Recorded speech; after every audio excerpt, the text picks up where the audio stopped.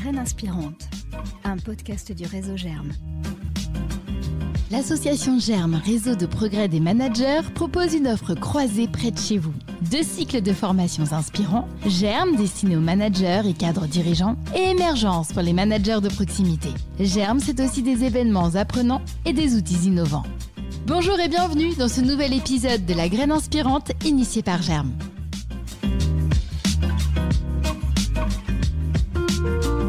Chaque manager est confronté dans l'exercice de ses fonctions à des freins subtils de la part de son équipe, des résistances implicites qui entravent le bon fonctionnement de l'organisation. Ils peuvent être liés à des facteurs culturels, relationnels, structurels ou encore psychologiques. Voilà pourquoi le rôle du manager est crucial dans l'identification et la levée de ces obstacles. Quels sont justement les obstacles les plus courants ? Comment repérer les blocages invisibles ? Comment voir ce qui ne peut pas être vu ? Comment réagir et y remédier ? Toutes ces questions et bien d'autres, nous allons les poser à notre invité, à Stéphane Riot. Stéphane Riot est un alchimiste. Depuis 20 ans, il accompagne les entreprises dans leur transformation pour le monde de demain. 2 ingrédients principaux composent Novetera, l'humanité et l'invisible. Stéphane Riot est aussi intervenant chez Germe. Bonjour Stéphane. Bonjour Julie. Alors Stéphane, première question, c'est quoi un alchimiste ? Oui, alors c'est vrai, il faut quand même que je précise cela.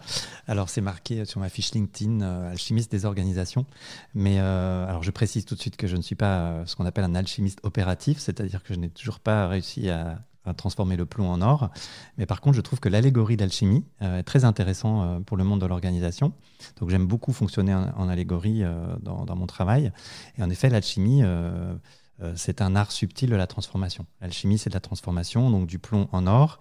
Et il y a dans l'alchimie plusieurs moments particuliers que sont 3 œuvres, 3 moments particuliers où au départ, on va être dans l'œuvre noire, où on va aller rencontrer ce qui est en densité, ce qui est en difficulté. Comme dans une entreprise, on va écouter ce qui est en difficulté dans sa transformation, dans le changement de modèle, dans la transformation des équipes, dans ce qui est en densité, moi j'appelle ça. Donc c'est la prima matera, quoi, c'est la pierre noire. Puis après, on va passer dans l'œuvre au blanc, où on va un peu, comme c'est blanc, nettoyer tout ça. Donc nettoyer l'entreprise, nettoyer la culture, se nettoyer aussi, se clarifier, comme on dit en alchimie, en tant que manager, en tant que dirigeant, pour justement... être libéré de ses scories, de ses densités, de ses ombres.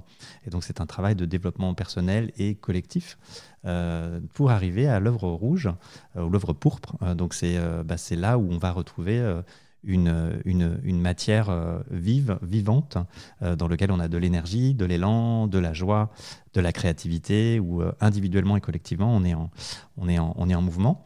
Et donc, c'est ça aussi, être alchimiste. Donc, c'est ça ce que j'invite à faire dans les organisations et chez les managers, c'est de faire ce processus de transformation. Mais Stéphane, ça semble complètement novateur. Alors oui, alors moi, c'est vrai que c'est un peu particulier. En même temps, c'est une vraie conviction que j'ai dans les entreprises que j'accompagne et tout simplement dans les entreprises que l'on voit, on est dans une vraie crise. On est dans une vraie crise de sens, une crise économique, une crise de management, une crise de leadership, que ce soit dans la culture des organisations, mais aussi dans le management et dans le leadership.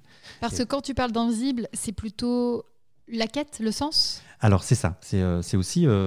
c'est parce que mettre de l'humanité dans l'entreprise, faire que l'entreprise redevienne humaine, organique.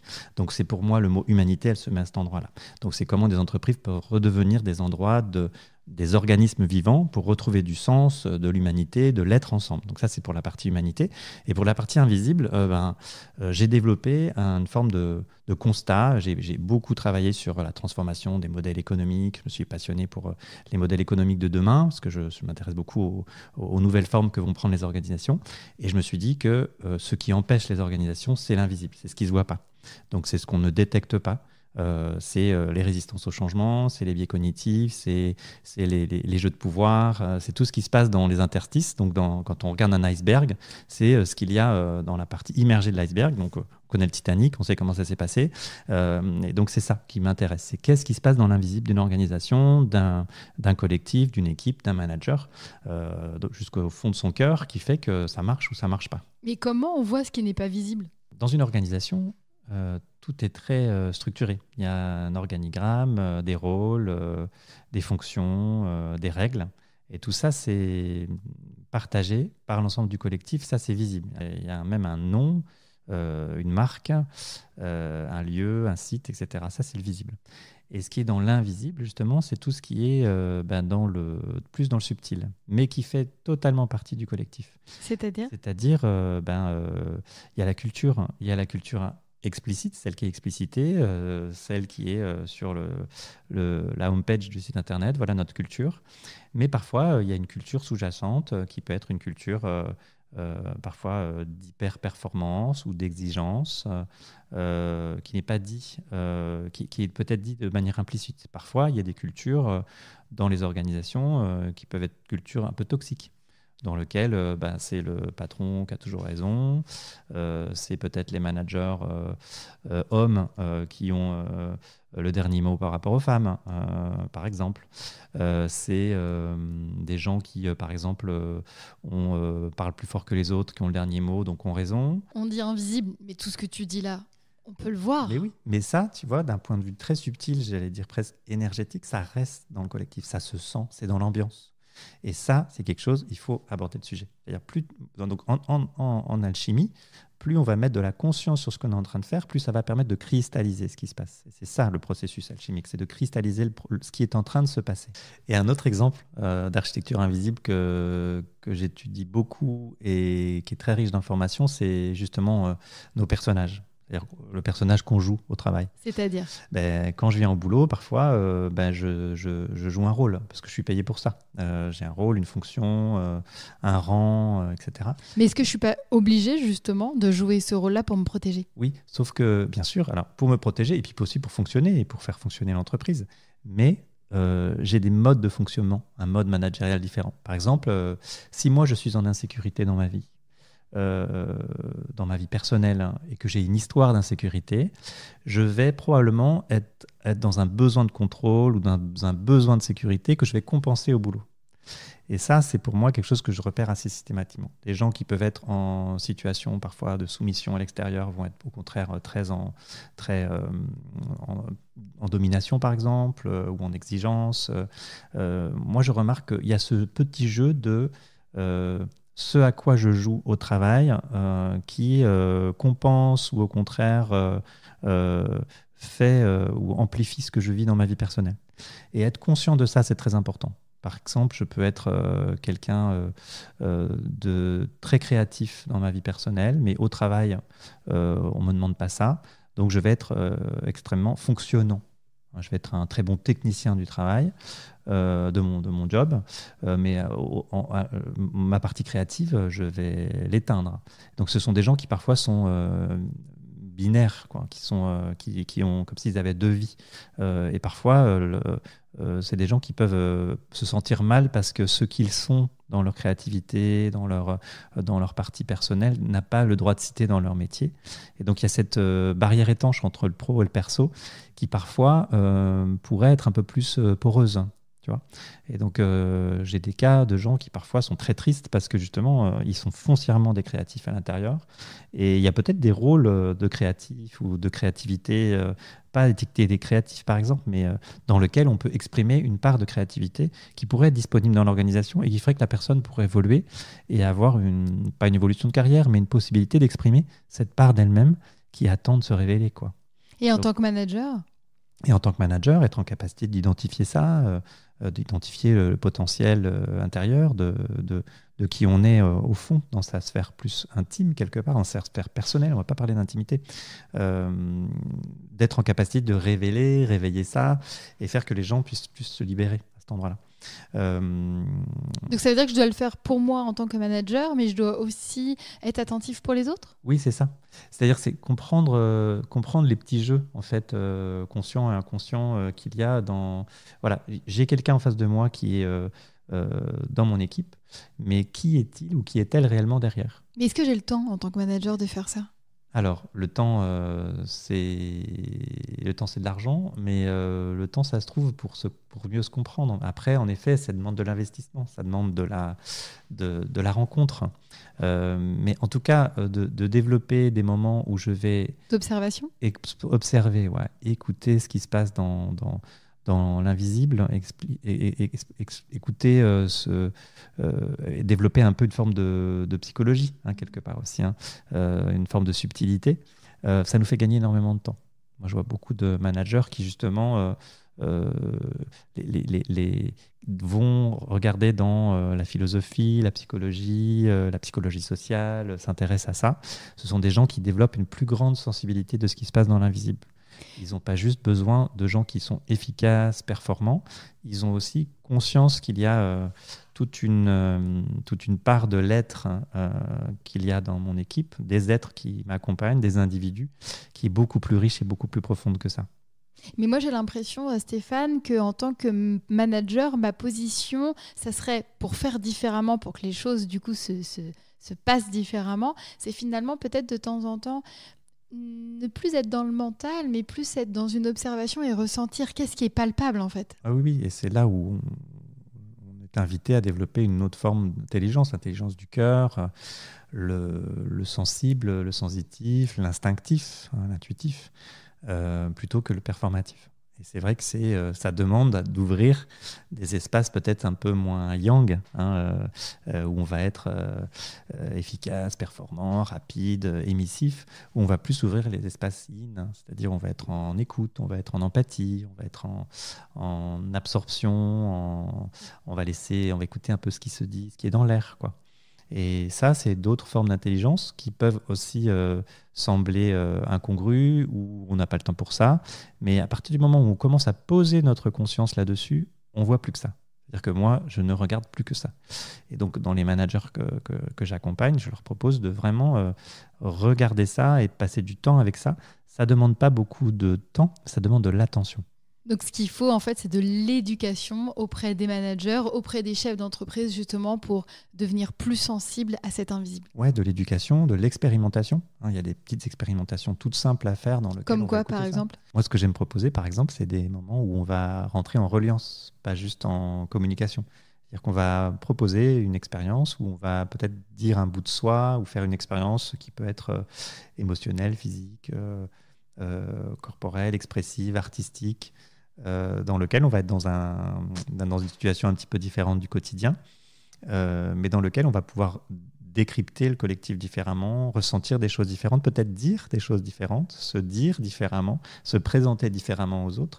Et ça va étaler, ça va agrandir l'espace d'intelligence du collectif.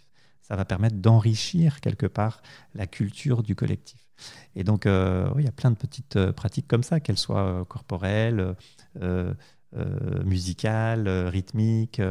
Et donc, créer des moments comme ça, de temps en temps, ça permet de faire que le collectif se regarde, se ressent différemment.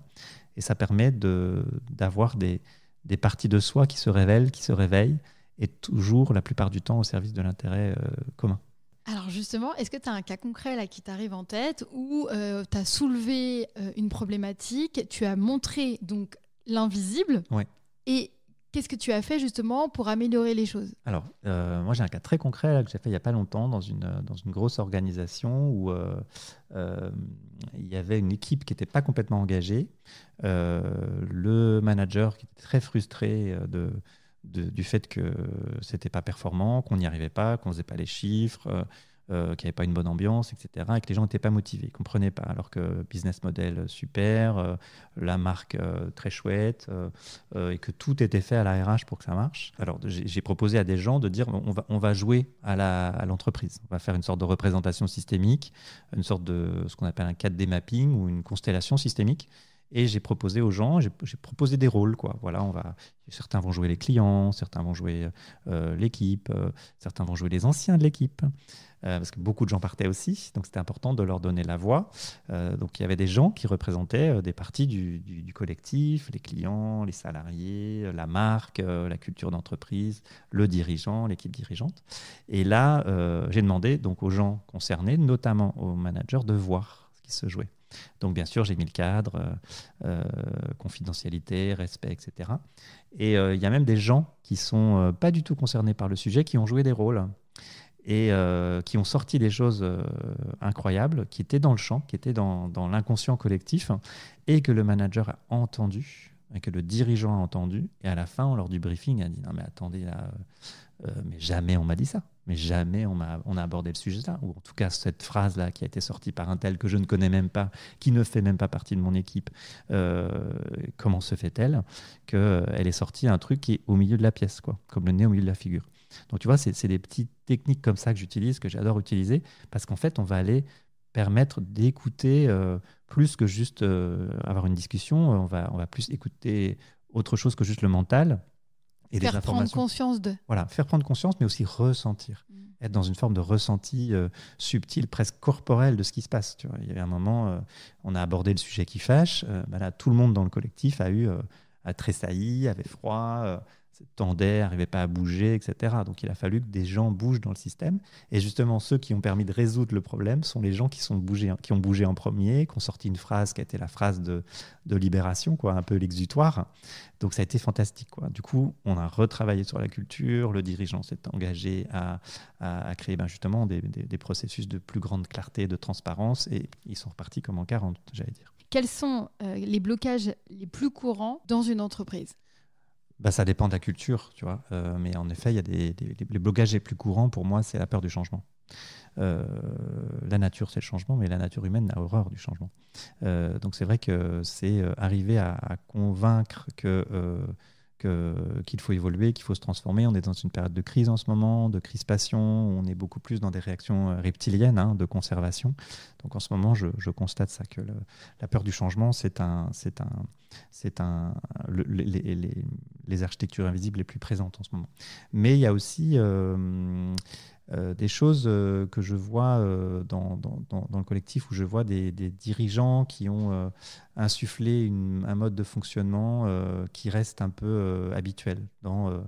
Par exemple, on a toujours fait comme ça chez nous, on ne va pas changer.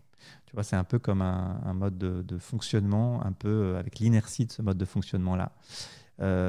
Et finalement, on s'en contente. C'est-à-dire qu'on ne va pas être assez nombreux à proposer des nouvelles modalités relationnelles, communicationnelles, managériales, etc.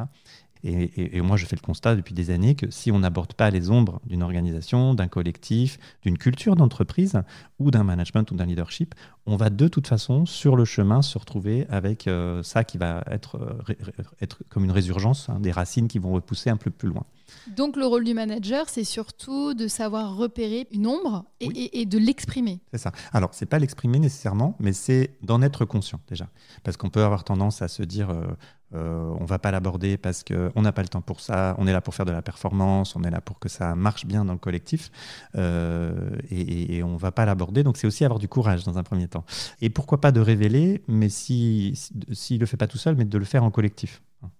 Donc on est bien d'accord, Stéphane, ça veut dire qu'on peut distinguer à la fois des blocages en lien avec l'organisation, mais aussi, tu l'as un peu évoqué, en lien avec le leadership du manager. Oui, alors les blocages en lien avec l'organisation, c'est tous les blocages qui sont en lien avec la culture. Parfois, on a des habitudes, on a le fameux « on a toujours fait comme ça ».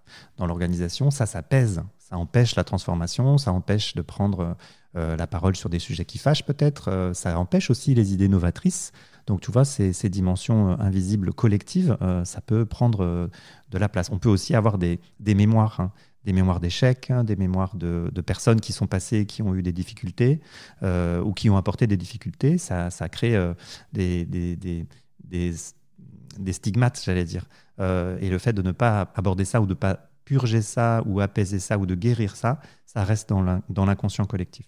Et puis individuellement, en effet, le manager, c'est aussi son rôle à lui d'aller rencontrer ces dimensions-là, de travailler, faire sa propre alchimie intérieure, de prendre conscience de ses propres ombres, puisque nous sommes tous des reflets et des surfaces de projection des uns des autres. Donc, mais ça veut dire quoi, prendre conscience de ses propres ombres ? Est-ce que tu peux me donner un exemple concret ? Alors, on peut avoir un manager qui peut être très contrôlant, par exemple. Et pour lui, il a un mode de fonctionnement très...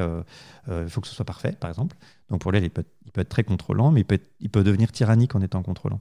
Et prendre conscience qu'on a cette dimension-là dans notre mode de fonctionnement, dans notre mode de management, qui peut être une qualité pour soi, mais qui peut être très mal vécue par le reste du collectif. Donc déjà, avoir une discussion sur la manière dont j'exprime mon management, j'exprime mon leadership, comment c'est perçu, comment c'est reçu, ça permet de créer un espace où on va pouvoir voir l'influence et l'impact que j'ai réellement sur le collectif dont j'ai la charge. Mais pour ça veut dire qu'à un moment donné, j'ai peut-être fait une réunion et là, sans tabou, alors oui. on est capable d'entendre et de dire.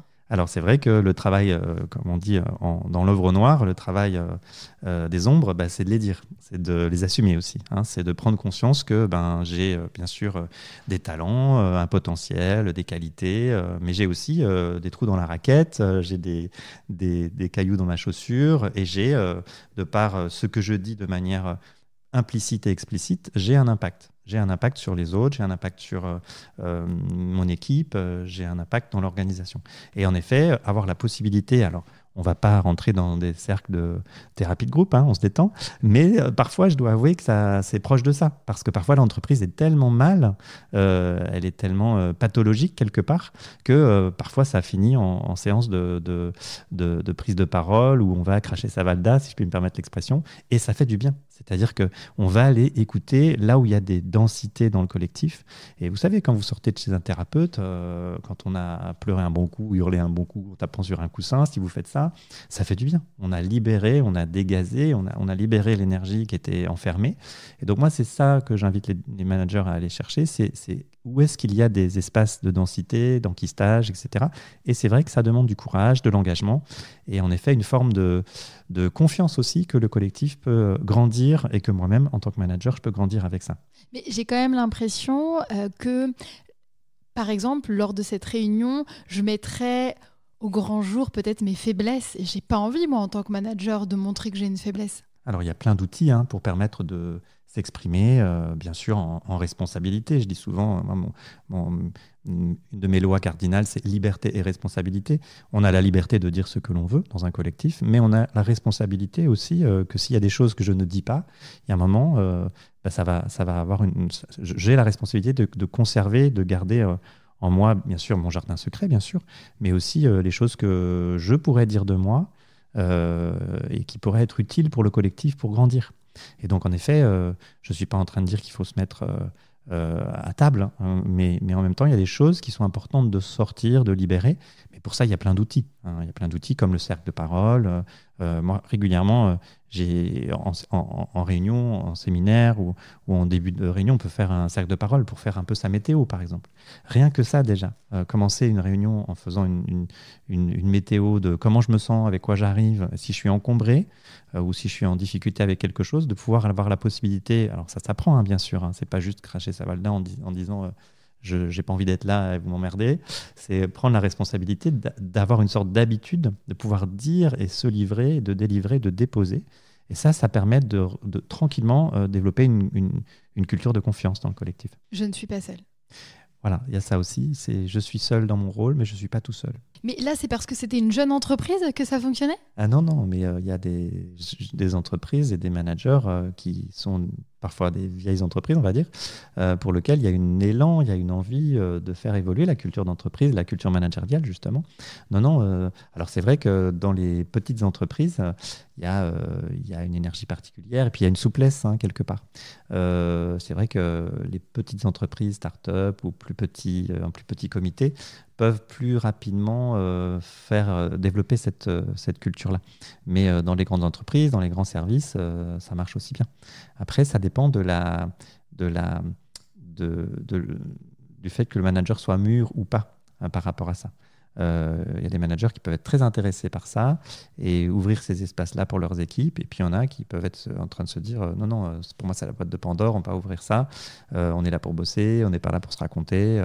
Donc, voilà, il y a quelque chose, c'est d'être...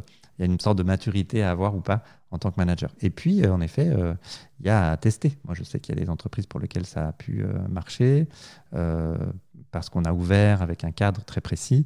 Et puis, il y en a d'autres pour qui ça a été plus compliqué, mais parce qu'il y avait l'occasion pour beaucoup de gens de libérer des choses qui, justement, étaient dans les architectures invisibles, n'arrivaient pas à se dire depuis longtemps. Et ça a été un peu la libération pour tout le monde. Mais après, il faut remettre des limites, quoi. Merci beaucoup Stéphane Rio. Merci Julie. La graine inspirante, un podcast du réseau Germe. Conjuguer performance économique et progrès humain avec Germe, le réseau de progrès des managers. Restez à l'écoute. Pour lever les blocages invisibles, j'ai besoin de communication et de relations, d'intelligence collective et de l'aide d'une autre personne.